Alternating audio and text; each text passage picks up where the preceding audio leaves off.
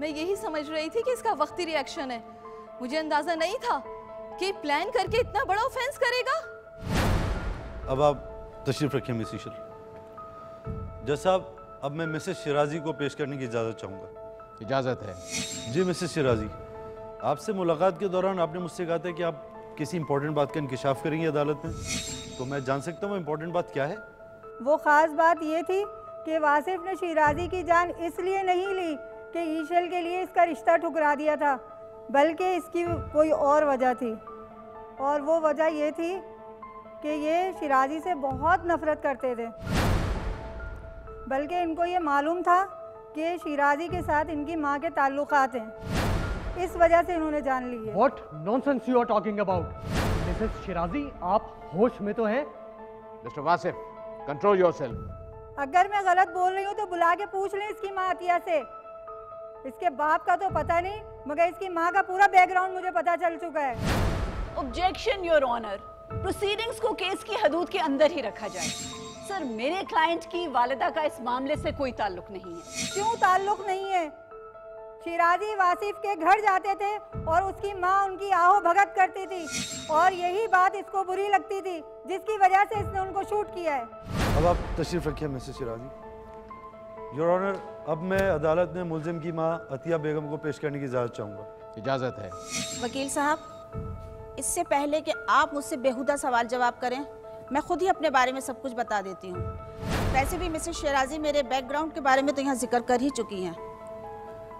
ये दुरुस्त है कि मैं एक गाने वाली के घर में पैदा हुई और मेरी परवरिश बाला खाने में हुई, लेकिन मेरी माँ हरगिज़ ये नहीं चाहती थी कि मैं उस माहौल में पलूँ बढ़ूँ और अपनी ज़िंदगी वहाँ गुजार दूँ।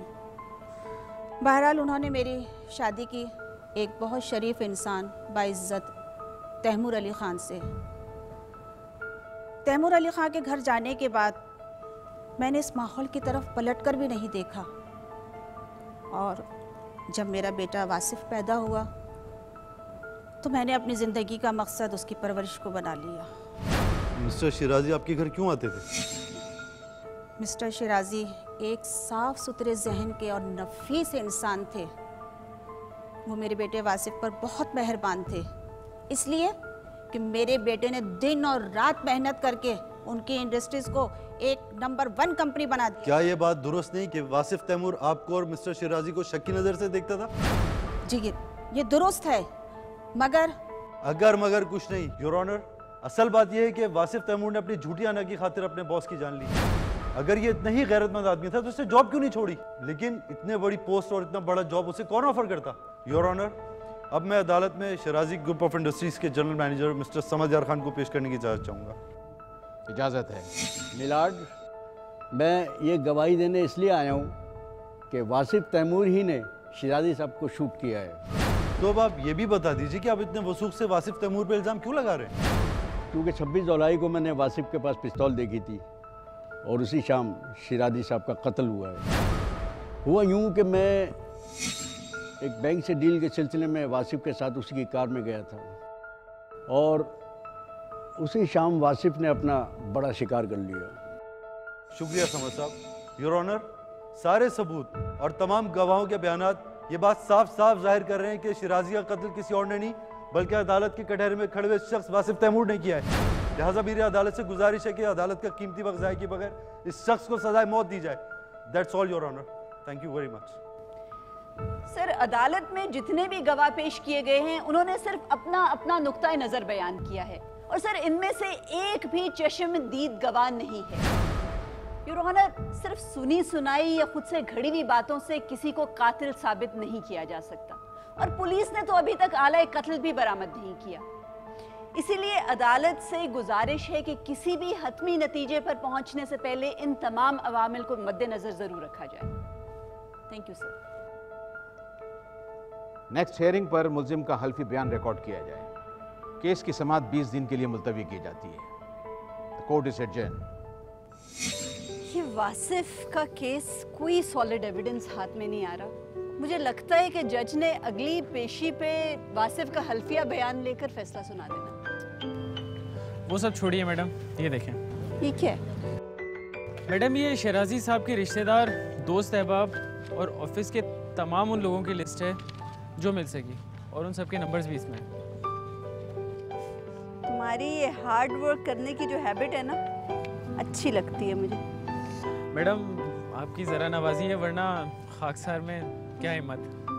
खैर जनाब, इतने सारे कागज़ों के पलंदे, इसमें से इंफॉर्मेशन निकालना भी कोई आसान काम नहीं है।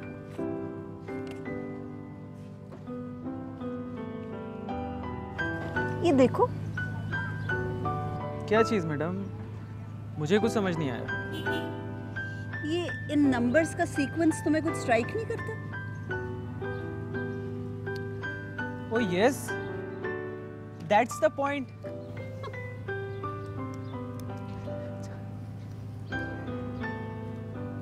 तकरीबन सेम है सारे। ये चल के डिस्कस करते हैं। पाकिस्तान पीनल कोड में कत्ल अम्द यानी जानबूझकर किसी को कत्ल करने की 2 अक़साम बयान की गई हैं। नंबर 1, कत्ल अम्द यानी ऐसा फेल जिससे आम हालात में हलाकत वाक़े होने का कवी इम्कान हो। नंबर 2, गैर इरादी कत्ल अम्द यानी किसी ऐसे शख्स की मौत का वाक़े होना जिसको जान से मारने की नीयत मुल्ज़िम की नहीं थी, लेकिन उसे इल्म था कि उसके अमल से मौत वाक़े हो सकती है। दोनों सूरतों में सेक्शन 302 के तहत बतौर ताज़ीज़ या बतौर क़सास सज़ाए मौत दी जाती है, या फिर अगर क़सास इस्लामी अहकाम के मुताबिक आयद न किया जा सकता हो तो उम्र कैद दी जा सकती है, जो 25 साल पर भी मुहीत हो सकती है। जज साहब, मैं बिल्कुल ये नहीं जानता था कि जो चीज़ मैं करने जा रहा हूँ वो किसी के कत्ल की साजिश होगी। आपके ऑफिस में एक स्टोर रूम भी है, और जब स्टोर कीपर चला जाता है तो कौन जाता है स्टोर रूम में? आप वहां जाके सामान के पीछे छुपे और तमाम मुलाजमीन के जाने का इंतजार करते रहे। जब आपने देखा कि रास्ता साफ हो गया, आप निकले स्टोर रूम से, आपने जाके मिस्टर शिराजी को कत्ल कर दिया।